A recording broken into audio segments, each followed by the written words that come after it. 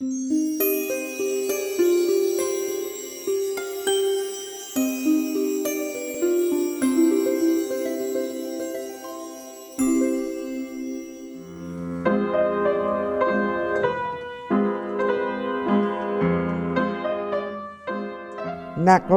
عصیان من است و شکیبایی من. از پذیرش سرنوشتی که تلخ‌ترین ها را به من شناساند بهترین باورهای رنگینم را ساختم. امروز از خود میپرسم آیا این نقش‌های رنگین خاکستر من سوخته است یا عبور جرقه‌ای گداخته که خلاقیت را بشارت می‌دهد؟ این پرسشی است که زندگیم در آن خلاصه شده است، بی آنکه هنوز پاسخ آن را یافته باشم. برای درک مفهوم و حس نقاشی راز سایه روشن‌ها، طرح‌ها و رنگ‌ها را تجربه کردم، اما نقاشی آنچنان مفهوم گسترده است که نقاش بودن کافی نیست. باید هم نقاش بود و هم نقش. باید ذات نقاشی بود. 2 کتاب دارم راجع به نقاشی که یکیش شعر احمدم توشه، یکیش چشم شنواست، یکی دیگه رو آقای مظفر ساوجی در آورد به اسم شناختنامه، قصه انسان و پایداریش، ایران درودی. کتاب قطوری 900 صفحه، 33 تا نقاشی داره. یکی دیگه هم کتاب در فاصله است که واقعا به من تبریک بگید. 2 کتاب دیگه دارم، یکی راجع به احمد شاملوه، یکی دیگه مقایسه احمد شاملو و اخوان ثالث. از چند نفر مصاحبه کرده، با منم مصاحبه کرده. ضمن مصاحبه من مجبور شدم به منابع مختلفی مراجعه کنم چون هر دو از شاعرای بسیار بزرگ مملکت ما هستند. خود نویسنده آقای ساوجی میگفت که زیادی ملیه. اینی که گفت من از کوره در رفتم. گفتم شعر شوشش نمیتونه زیادی ملی باشه. هیچ چیزی درباره ملیت ما زیادی نیست. کم هست ولی زیادی نیست.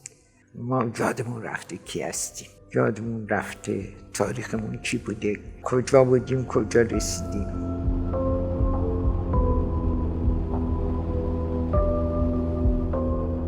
چطور از یک کتون تشکر کنم که اینجوری گروهی آمدید به دیدن یک نویسنده‌ای که ادعایی به نویسندگی نداره. من به ادعای هیچی رو ندارم. یک ایرانی متوسط با یک استعداد متوسط ولی با یه عشق بزرگ به این سرزمین، با یه عشق تموم نشدنی حتی بعد از مرگم به این سرزمین، برای که هر چیزی که به من داده این وطن داده، بزرگترین چیزی که ممکنه به من داده ایمان به من داده. یاد داده که چطوری ارزش ها رو یاد بگیرم، ارزش ها رو بشناسم و ارزش ها رو دوست داشته باشم. و شما وقتی کتاب در فاصله خوند، در فاصله 2 نقطه رو خوندی، ارزش هایی رو که من دوست دارم شناختیم و بزرگترین ارزشی که من قائلم برای سرزمینم و نیاکانم قائلم. بله، من به ایرانی بودنم افتخار میکنم و بعد به خراسانی بودنم چون از سرزمین فردوسی میام و بسیار افتخار میکنم که زنم و زن موفقیم. موفقم به خاطر که شما من دوست دارید. در واقع موفقیت من مدیونی که شما هستم. امروز من با صدای بلند میگم ایران رو دوست بدارید و هنرمندان رو دوست بدارید علیرغم ضعف‌هاشون. مثل من پر از ضعفم ولی یه چیزی دارم با ایمانه. به عنوان یک فرد ساده ایرانی که 60 سال در فرانسه زندگی کرده، اگر از من بپرسن تو چی میخوای، بهشون خواهم گفت من یادتون نره ایرانیم و آرزو دارم که در خاک وطنم بمیرم. ما گهواره تمدن بشریت هستیم.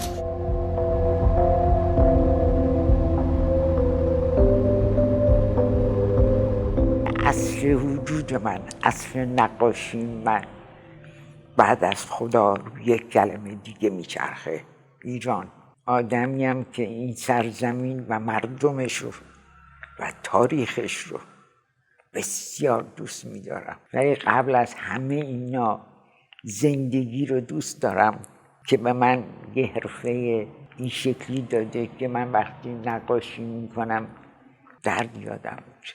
خداوند بهترین دوستان رو سر راهم قرار داده. مثلا میگم من نعمتی که شما رو میشناسم قدرش رو میدونم. شمایی که صبح سحر ماشینتون رو برمیدارید میارید من میبرید عباس آباد دنبال موزه و عجیب اینه ممکنه حافظم از دست بدم ولی غیر ممکنه محبتی که دیگران کردن یادم بره و اینا زندگی منو پربار میکنه. قدر انسانیت ها رو میشناسم، قدر ارزش ها رو میشناسم، قبل از همه ارزش ها رو میشناسم. فکر میکنم چی میشد همه آدم های دنیا مثل من فکر کنن، دنیا رو این شکلی ببینن. دنیای من دوتا دنیاست که میتونم تو این دوتا با این همه تفاوت ها زندگی رو تحمل کنم. چون دنیای خیالیم یک دنیایی است که زیباتر، شکوفمندتر از اون نمیشه باشه و دنیای واقعی دنیایی است که حسادت هست توش، دخالت هست، دشمنی هست، کشت و کشتار هست. ولی حالم بده.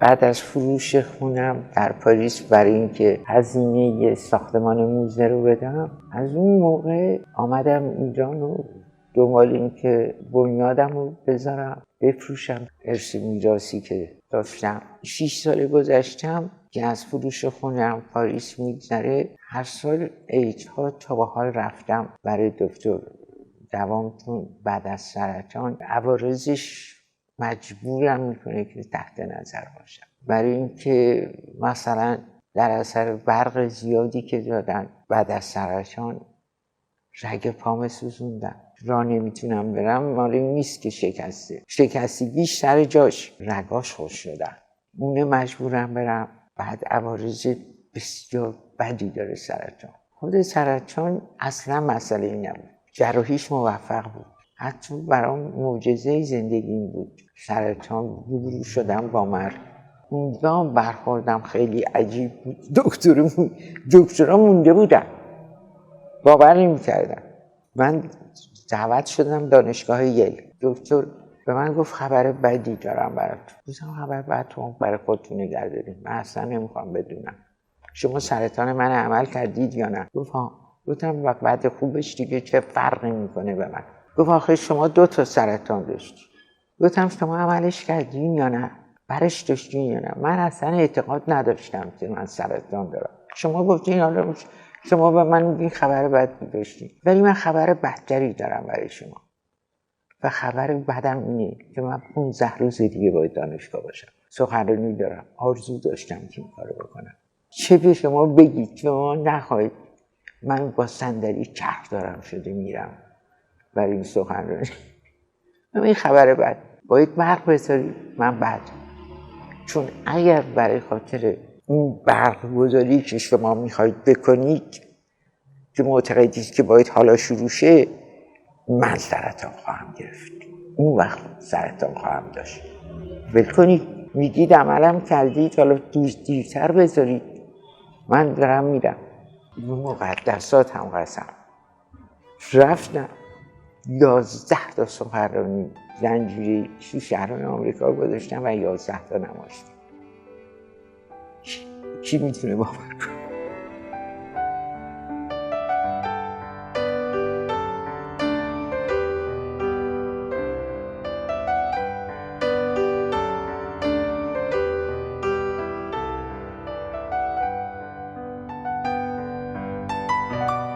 من با خودم هیچ وقت تنها نیستم. هیچ وقت در هیچ لحظه یا نقاشی دارم بکنم یا مطلب دارم بنویسم یا یه دوستی رو میخوام ببینم. من اصلا تنها نیستم. از خدا میخوام تنهام بذارم. اصلا وقتی گاهی وقتا بهم تلفن میکنن میخوام بیایم دیدن، میگم حالا نمیشه، هفته دیگه. واقعا نمیشناسم تنهایی رو، ولی عوضش یه چیزی رو میشناسم که تحملش غیر عادی. دلهره‌های وحشتناک دارم، اضطراب‌های وحشتناک دارم. من فقط اینو میدونم که بزرگترین آرزوی من اینه که خدا ایمان منو به خودش بیشتر کنه. مهمترین چیز زندگی برای که با ایمان میشه کفر رو تکون داد. یه آدم کوچولویی مثل من که اینجوریش بکنن میفته جا به جا میمیره، شما فکر میکنید کی منو نگه داشته؟ چیزی که فکر میکنم خیلی قابل تقدیر در من مبارزم با مرگه. اتاق جراحی برای من شده اتاق مثل بقیه اتاقا. اسرائیلی میبینم دم در وایستاده، بهش میگم اگه نمیبینی این آدمی که اومده دیدن من نمیبینی این آدم منو دوست داره، بزن برو، وقتش نیست، وقتش نشده. و عجیبه اینی که خیالات نمی کنم که من اسرائیل میبینمش. یه دوستی دارم به اسم آقای حمید ناینی، میگه تو اسرائیل گول زدی، بهش وعده میکنی بزن برو یه دفعه دیگه بیا، بعد هر دفعه میاد میگی برو یه دفعه دیگه بیا. شوخیش میاد من 19 دفعه وارد اتاق جراحی شدم. حالا نشستم جلوتون راجع به زیبایی‌ها و ارزش‌های زندگی صحبت. فقط این روزا خیلی از خدا میخوام که من تا 3 سال دیگه زنده بمونم، چون باید تو ذهن خودم تابلوهامو تو میزه بچینم، نکنه جایفه بلد نباشم که چیش بزنم. این روزا خدا دیگه باید بهم پول بده. خجالت میکشم ازش پول بخوام ولی مجبورم. ولی ما موزه رو افتتاح میکنیم با شما همگی با هم.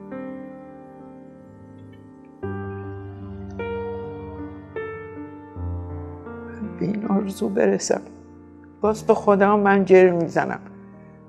این واقعی خودم من فقط کلنگشه بزنم.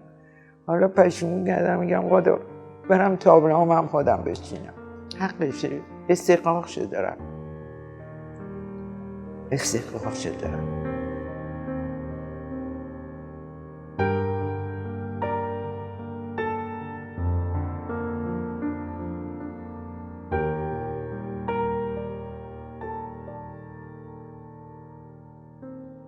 شما از چی میترسید؟ از بیرحمی و شقاوت آدم ها. اتفاقا این روزا تو خونه خود من میترسم. اصلا نمیتونم تصور کنم که انسانهایی باشن که بتونن جلوی دوربین قرار بگیرن و سر کسی رو ببرن. این برای من از یک طرف سقوط کامل بشریت با ابزارهای جدید، کامپیوتر، فیلم، سینما، اینا رو به دیگران هم انتقال بدن و نهایت بیرحمیشون بروز بدن. کسی رو برای اینکه به چی اعتقاد داره بکشن. فقط از یک حیوان هم این کار نمی‌کنه که انسان می‌کنه. یکی از خصوصیاتی که از شما برمیاد این شخصیت محکم و سرسختتونه. این سرسختی از کجا میاد؟ از اون تحقیری که در بچگی شدم. اعتماد به نفسم خودم گاهی شگفت زده میکنه. به خدا این دفعه تو نطق چیز گفته بودم من مادر ملت ایرانم، بعد به خدا گفتم یا خدا عجب چیزی از دهنم پرید. بعد روزنامه رو نگاه کردم دیدم تیترش اینه که من مادر ملت ایرانم. از استرالیا ایمیل داشتم، از کجا ایمیل منو پیدا کرده، از کجا مصاحبه منو خونده من نمیدونم. نوشته بود شما فقط مادر ملت ایران نیستین، شما مادر بشریتید. معلوم میشه خیلی بجا بوده. ولی آقای انور من هیچ کدوم حرفایی که میزنم مثل نقاشیام خودم از پیش نمیدونم. هیچ کدوم.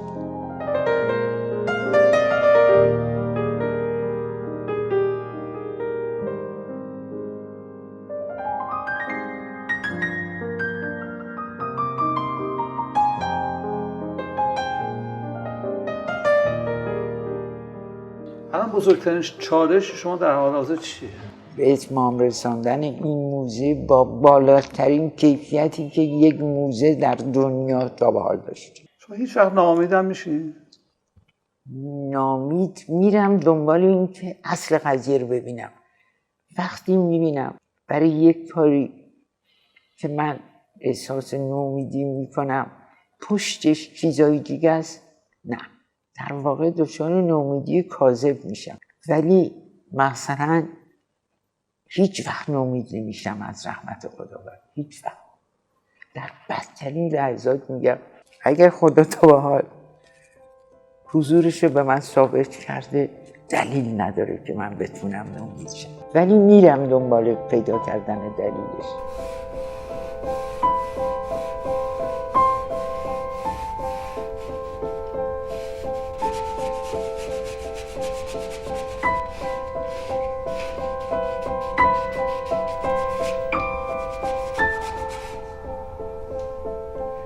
شما اگه چند تا جوان بخوان راه شما راه برن که نقاش بشن، چه توصیه بهشون میکنن؟ اول بهشون توصیه میکنم خودتون دوست داشته باشین، به حرف مردم گوش ندید، به قضاوت ها کاری نداشته باشید، اون چیزی که دلتون بهتون میگه بکنید، نخواهید که مشهور بشید، نخواهید که ازش پول درارید، نقاشی رو وسیله قرار ندید. نقاشی مثل برای من حالت آدم داره، حس داره. با این ساخت و پافتا شما نمیتونید به جوهر خلاقیت نزدیک، از خلاقیت خودتون هرچند هم کم لذت ببرید. عجیب نیست که من از نقاشی میترسم. نقاشی برام یه موجود زنده است. فکر میکنم ممکنه یه روز منو ترک کنه. برای من نقاشی یه معشوقه، یه انسانه، ولی در مقابل این انسان یا نقاشی خودم رو رها میکنم و مطلقاً خودم رو در اختیارش میگذارم تا چون یک مرگ شفاف از من عبور کنه. شما هیچ کس رو تو زندگی ندیدید، شاید ندیده باشید که مثل من زندگی رو دوست داشته باشه و ارزش ثانیه هاشو بدونه و شکرگزارش باشه. من خودم معتقدم که یکی از خوشبخت‌ترین آدم‌های روی این زمینم. حرفه خوب، زندگی پرپیمانه، امکانات عجیب غریب تو زندگی برای من تصادفاً پیش اومده. با نقاشان بزرگ، با آدم‌های بزرگ، با شخصیت‌های مهم دنیا آشنا شدم و از هر کدومشون چیز یاد گرفتم. من در هر لحظه زندگیم در حال چیز یاد گرفتم، چون میدونم هیچ نمیدونم و از هیچ ندانستنم خجل نیستم. میخوام که یاد بگیرم. من قدر زندگی رو میدونم که به من شعور به کار بردن شعورم رو داده. ببینید دوست دارم اون چیزا رو که میدونم منتقل کنم و همه اینا آخرش تبدیل میشه به این که قدر این زندگی رو بدونید، از خودتون شروع کنید، خودتون رو دوست بدارید. من میدونم که عاشق روح آدم ها هستم بدون که حتی بشناسمش، بلکه وقتی میشناسید یک چیزهایی رو ملاحظه میکنید، حساب کتاب میکنید. ای کاش آدم ها همدیگه رو از طریق روحشون دوست میداشتن، چقدر زندگی شیرین تر میشد. انسان احتیاج داره هم دوست داشته بشه و هم دوست بداره. بهترین این است که شما کسانی رو که دوست دارید برای روحشون دوست داشته باشید. اونجا ممکنه سر بخورید ولی سرخوردنش فرق میکنه.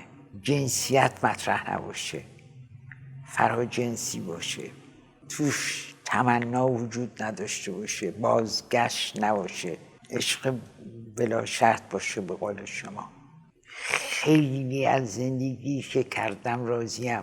من دوره که سرطان عمل کردم مدت 2 سال چندین بیمارستان عوض کردم تو پاریس. با تمام اینا من هیچ نوع گله‌ای از زندگیم ندارم. حرفه‌ای که دوست دارم، شغلی که دوست دارم، دوستانی که دوست می‌دارم، زندگی که دوست دارم، خونه‌ای که دوست دارم. همسر بسیار خوبی داشتم که خیلی فروتن بود، خیلی به من احترام می‌گذاشت. همه جانزنی به تو زندگیم شانس آوردم. هرچی نباشه دوست ندارم دور برم نیست. حالا فرض کن خانم درودی اونجا هست، شما اگه می‌خواستین ازش سوال کنین چی ازش سوال می‌کردین؟ میپرسیدم از مرگ میترسی؟ از مرگ می‌ترسی؟ نه، ولی به موقعش. من فکر میکنم مرگ یکی از با شکوه ترین دوره زندگی هر انسانیه. اگر مرگ نبود چه بدبختی می بود.